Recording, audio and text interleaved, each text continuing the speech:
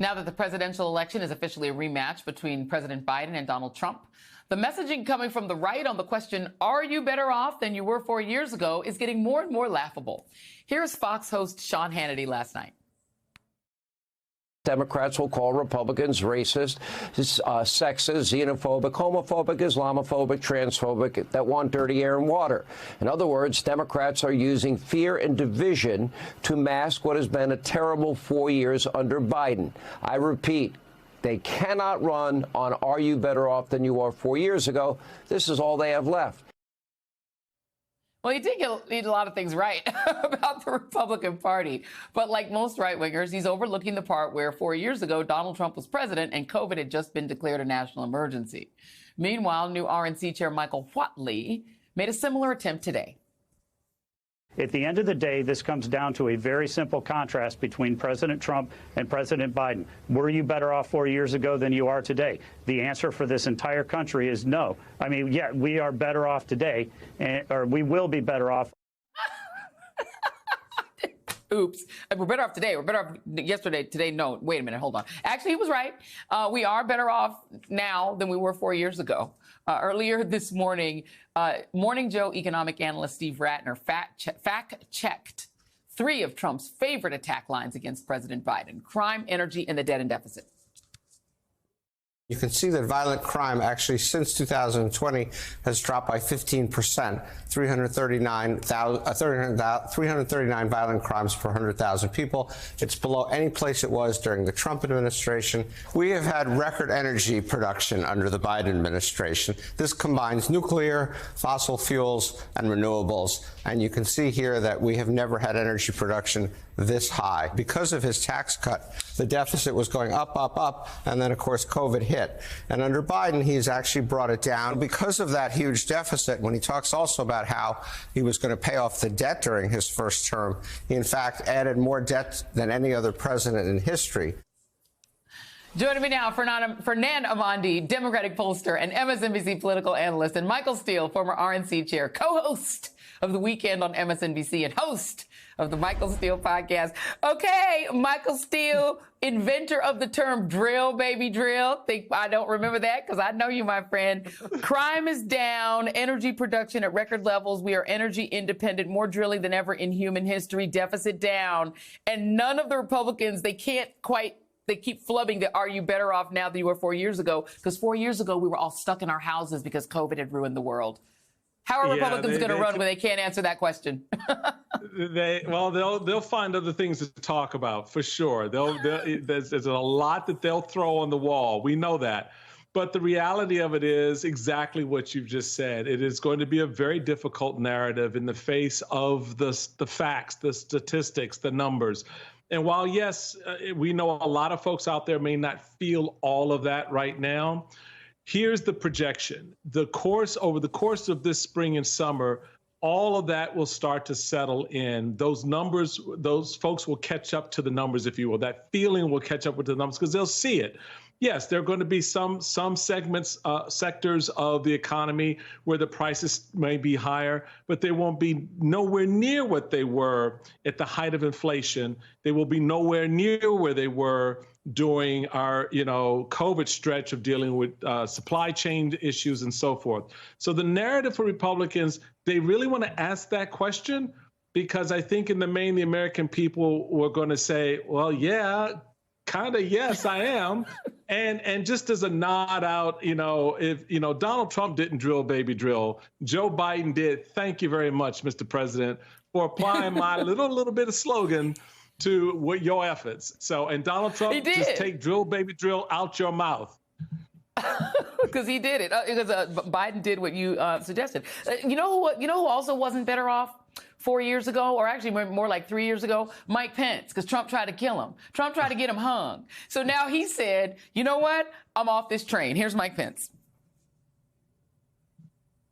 It should come as no surprise that I will not be endorsing Donald Trump this year. During my presidential campaign, I made it clear that there were profound differences between me and President Trump on a range of issues, and not just our difference on my constitutional duties that I exercised on January the 6th. I mean, as I have watched his candidacy unfold, I've seen him walking away from our commitment to confronting the national debt.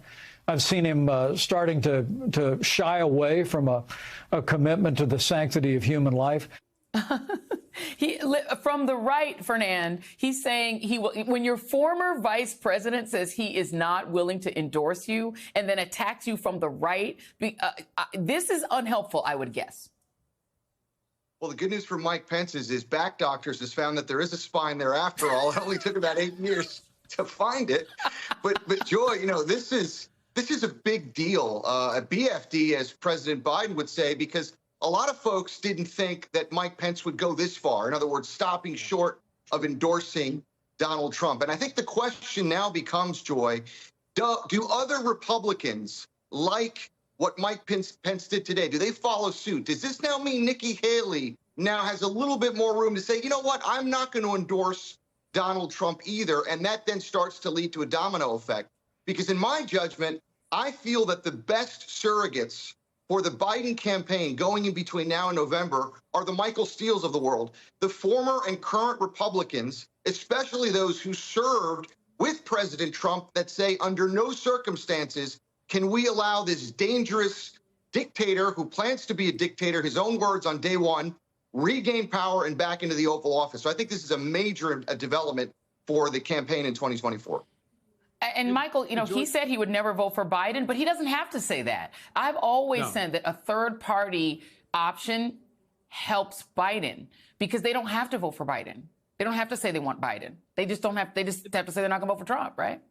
Yeah, that's true. But, you know, I just caution to be careful with the third party option because, you know, there are numbers out there right now that are showing Robert F. Kennedy Jr., as you play the scenarios out, pulling about 12 to 15%. That's a big number. And it does matter where that number comes from.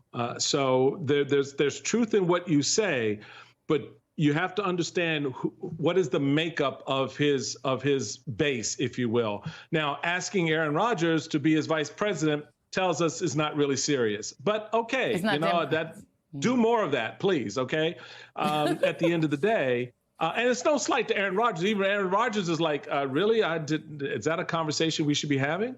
But the reality of it is you have that piece. But Fernand puts his finger on, I think, a very important point, Joy, and you and I have sort of talked back and forth on this. There's a large segment, cadre of voters out there in my bucket, if you will, the Republicans and former Republicans who are in no way planning to play with this Republican Party and certainly not its nominee for president.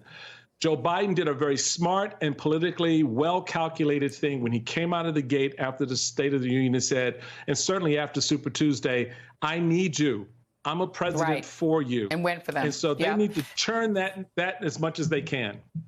If it makes you feel any better, I have already put evac on alert. He's ready to go if it comes to that. General, I can assure you. Hey, General, let me into the war room to see you, so I had to hack my way onto this frequency. This better be critical, Willie. Sir, come on, what is it now, please? Okay, couple of things. I'm running low on the dough. I was thinking about taking a couple of months sick leave, maybe starting today. And, oh yeah. I intercepted a transmission from Megatron. Then send it through. Yes, sir, right away, sir. And so I was so damn good on the other stuff. This is your last warning, insects. Relinquish what remains of the Allspark. So who's the insect? You? What? Who's the insect? Protect you. They were defeated on our world, and we will defeat them here. This was just a diversion. Security, please bring up. Rabbit, she's already inside. Deeds! Give me an update on that reserve. Boss readiness. What was his name? What was it? Evac, sir. Right, evac.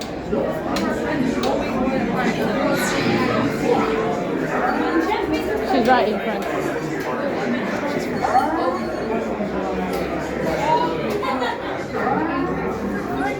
We are facing a heavy, sustained attack. They appear to be after the Allspark. General! General! Need this immediately, General. Evacuate everything. Hold on. National security advisory. Stay down. Pushing it out. Failed the mission celebration. The amateurs for a suicide mission.